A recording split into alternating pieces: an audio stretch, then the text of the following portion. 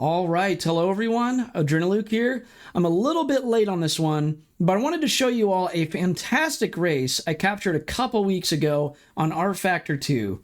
This was the first week that the Race Control Daily Races was taken out of beta. Now, if you don't know what this is, it's essentially the same kind of skill-based matchmaking ranked system that Gran Turismo uses with their daily races. And this has helped R-Factor 2 receive loads of attention recently, and you're about to see exactly what kind of racing you can expect with this new daily race system. If you like the race that you're about to see, please leave a like down below and do consider subscribing. So we find ourselves at my home track of Indianapolis, waiting for a standstill start in these BMW M2 race cars. I had a decent qualifying session, which makes me start in P6 out of 19 total cars. Not too shabby, if I must say so myself. A couple of cars behind me are inching their way forwards a little bit before the race even begins. And it's lights out, we are racing! I wait until after my launch to then turn the traction control on, which I'm going to need it in this car. You see the white car ahead of me moving back and forth, he's thinking about it, he's thinking about making a move. He brushes up the inside of Barbero a little bit, but he makes the move pass, and an aggressive move. Through turn 1, I have to take the outside line, but that lines us up perfectly to have the inside all the way through turn number 2. Crucial turn to have the inside, but despite this, car number 12 behind us is going for a lunge up the inside of turn number 3. We have to go all the way around the outside of turn number 4, so he pulls ahead of us very easily there. Very bold moves from a lot of people early on in this race. It's already a hectic start, going through the chicane into the back straight now. I'm trying to get a slipstream draft behind car number 12, but he's pulled far enough ahead to where we're not getting too strong of a draft, and we're both staying equal space as we get ready into the braking zone for turn number 7. A couple cars ahead of us are going over that race sausage curb, and that just threw the cars up on 2 wheels. Now, turn number 10 ahead of us here has very, very strict track limits, so we have to be very careful going across turn number 10 here, and lap 1 we do make it across without any warnings of the track limits. About to rejoin the oval portion of the track ahead. Is a little bit of a different surface. There's going to be a slight bump. We have to keep it stable. Heavy braking zone. Try not to lock up. We're going to go over the race sausage curb, which rocks the car. A little unstable on the exit, but it's no big deal since a lot of cars did it ahead of us as well. We're all a little on nerve as the race just began, and we're all feeling under pressure. Now, those of you that have played ACC, you may recognize this car. I would say this car is a lot more tricky to drive in R-Factor 2. I'm not sure which one is more accurate to real life, but it feels more slippery in R-Factor 2. But anyways, back to the action. Barbero really far ahead of us, but Donko's behind us is thinking about making a move. He outbrakes us, makes a move up the inside, pulls ahead of us, but watch! Barbero, he just spun, and that makes him all the way to the outside where he regains control of the car. He did manage to save it, but that lost him a lot of time, and he fell way behind there. So we may have lost the position to Dankos, but we gained a position from Barbero just because of his error. Now the chicane is one place where the track limits are very strict, so every lap going through that chicane, I have to be very careful. But it seems you always have to be careful in this car just to keep it stable and under control in general. I really can't emphasize enough just how different this car handles in R-Factor 2 compared to how the same car handles in Assetto Corsa Competizione. Those of you that play ACC, you may have also noticed that the layout of this same track is different than the layout of Indianapolis Motor Speedway and Assetto Corsa Competizione. To give you guys a little bit of background, this is my home track, as I stated in the beginning of the video. I live 30 minutes away from Indianapolis Motor Speedway, and I was even attending the 2021 Indy 8-hour, which was a GT3 and GT4 multi-class 8-hour race. And the layout they use in the 2021 race is the same layout that they use in Assetto Corsa Competizione. Now, that was probably the most recent layout they used when Kuno Studios visited the track to laser scan it in person. More recently, they actually use this layout that we're racing on here in GT3 races as well. They also use this layout in the GMR Grand Prix with IndyCar. I know that too. And I just gotta say, it's a very unique feeling to go to 7 races in person here, be at this location so often in real life, and then sim race it. It's a very unique feeling. Now look at the white car ahead. He's gonna go off track and he's kicking up all sorts of dust. That really slowed him down, so the car behind him now has to lift, exiting the back straight. They're side by side as we pick up a warning for track limits. And I swear I didn't even go off track limits. That's just how strict it is at the chicane. It is so incredibly strict that you have to be so careful not to exceed track limits there. The other place is turn 10, which is coming up pretty soon here. You saw that gray car went off track just a little bit twice there, kicking up dust both times. We're starting to get closer to the car ahead. Things are looking closer and closer. Now turn 10 we just went across. Once again, we're lucky enough to not pick up any warning of track limits. You can gain a huge advantage, though, if you do exceed track limits there. So I guess I can kind of understand it. Slight bump going on the oval section again. Heavy braking zone. You got to watch out for that sausage curb. We all do graze it, though. Every one of us graze that sausage curb. Once again, just like lap 1. 10 minutes to go. That's 10 minutes left.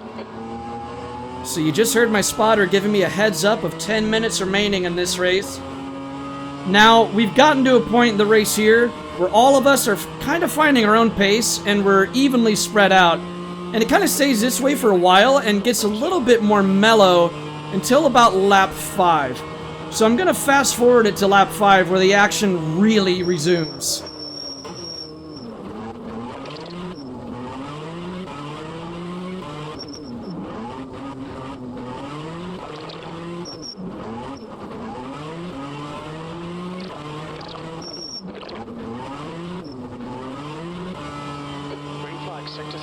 So here we are in lap number 5. Take a mental note that Kenslow is the leader. That's going to be important here in a second.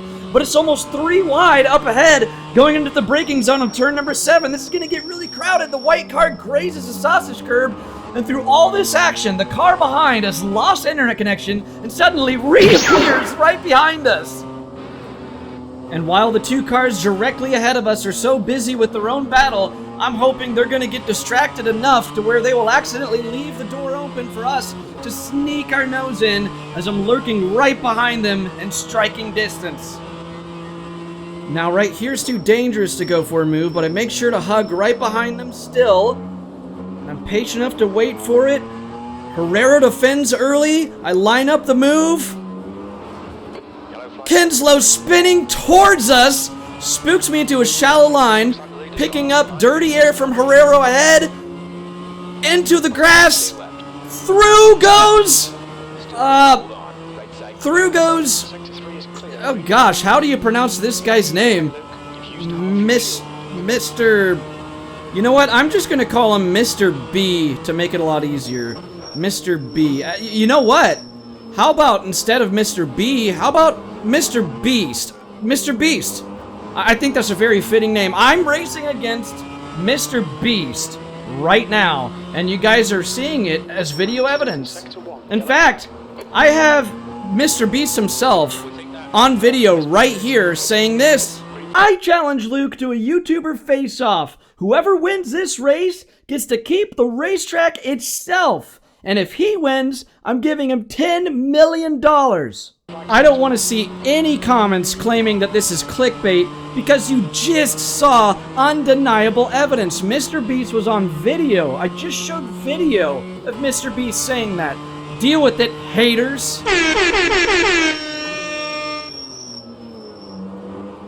With everything that just happened, there's one piece of information that I do want to throw out there, and that is, with Kenslow spinning, that gives us a new leader, and that new leader is Ivo. If you don't know who that is, Ivo was the white car that started right ahead of us, right at the race start, who went for that aggressive, bold move right at the start. So, it's cool to know that the person who's currently leading the race is someone that started directly ahead of us, and it's making me feel hopeful to know that. 5 minutes left. Relax, focus, keep it smooth. You heard the quick heads up from the spotter reminding me 5 minutes left. We find ourselves in the top 5, and in fact, you can even see Ivo up ahead if you look close enough. He's 4 cars ahead, and this pack of the top 5 isn't too far spread. With 5 minutes to go, you better believe all 5 of us are hungry for it, and these last few laps are about to be interesting. And although Mr. Beast is pulling ahead of me on the front straight, I'm still staying within eye shot from the race leader. That's still keeping me motivated going into these remaining 5 minutes of the race. But let's not forget the main mission at hand here, folks. The car directly ahead of me, that is Mr. Beast himself, and he has offered me the legal rights to this racetrack and $10 million if I beat him in this race. But look behind. What started out as a 5-car battle for the lead, this guy behind us says he wants to make it a 6-car battle for the lead. He's thinking about going to the inside. He goes to the outside instead. We tried to defend the inside. He goes all the way around the outside, manages to get past, and that's 1 position down. Okay, Luke, the next car is Fanatec. Desperate to catch back up to him, I cut turn 10 a little bit too sharp, and the stewards evaluated it, and thankfully I did not get a track cut penalty. I only got a warning for that. So we've got to try to keep our calm. If the pressure gets to our head, we very well may end up making more mistakes. But look at how crowded it is up ahead. 2 rows of 2 going across. This could be interesting. Our race leader is off into the grass. That's another race leader that has lost it. What a race it has been so far. Let's hop aboard with Ivo and figure out what happened. So Dankos is to the outside of him, exiting the back straight, grazes the curb a little bit, but doesn't unsettle the car very much just yet. So Dankos is still right behind him, going across turn 10 though. His exit is shallow. He tries to still put down the power when he shouldn't have, and that made him fishtail, and Dankos gets around him. Now, he's going to be a little desperate to get the position back, so this is a questionable lunge up here. Watch this. Huge lunge up the inside, and Dankos had no choice but to let him have it or either get hit. But it looks like karma serves him right up here, because out of his own error, he overshoots his own exit into the grass. He tries to correct it, but he ends up facing the wrong way. Back to the action, and action this is. Burnett and Mr. Beast having a drag race down the front straight right ahead of us. Burnett in the black car, Mr. Beast in the white car. Burnett's the one who got around us after the back straight just earlier, if you remember that. Now here they go into turn number 1. Let's see who comes out on top. Mr. Beast putting the power down, going around the outside. He's going to have the inside for turn number 2 now, but Burnett is sticking his nose the whole way through, so Mr. Beast can't close the door just yet. And Burnett is going to make the move and get the job done right up here, sealing the deal, getting past Mr. Beast. But now Mr. Beast effectively becomes a rolling obstacle right in front of us, going so slow that I had to lift off throttle heading into the back straight through the chicane. That killed all of our momentum, and now I'm going very slow onto the back straight. You can see on the top right of the screen just how further ahead Burnett is now compared to myself and Mr. Beast. But don't forget, Mr. Beast is our main opponent because he is the one that promised us if we beat him, we will get those prizes. So the battle is on. But looking ahead, Burnett challenging another opponent. Herrera slides into Burnett. There's contact. Burnett into the grass. We make it through and to the side of Mr. Beast. And Mr. Beast, taking a much shorter distance around such a long turn, allows him to slip right past me already. I got so excited being to the side of him, but that was short-lived. Although the battle is not over just yet. I'm trying to stick as close behind him as I can, and I know he's going to be feeling pressure as we are about to enter the final lap of this race.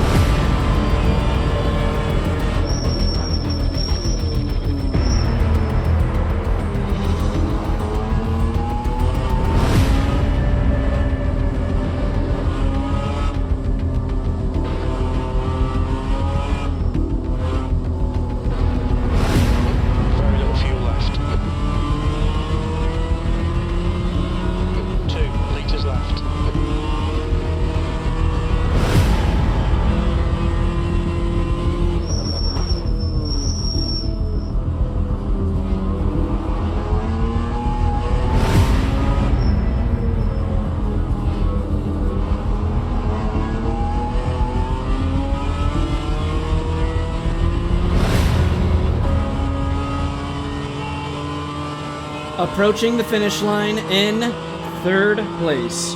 GG, Mr. Beast. Well done, Luke. Great drive. That's a podium. Although I didn't beat Mr. Beast today, I'm so happy with the podium finish after an action-packed race. That's it for today's video, guys. Race fast, race clean, and I'll see you all in the next video.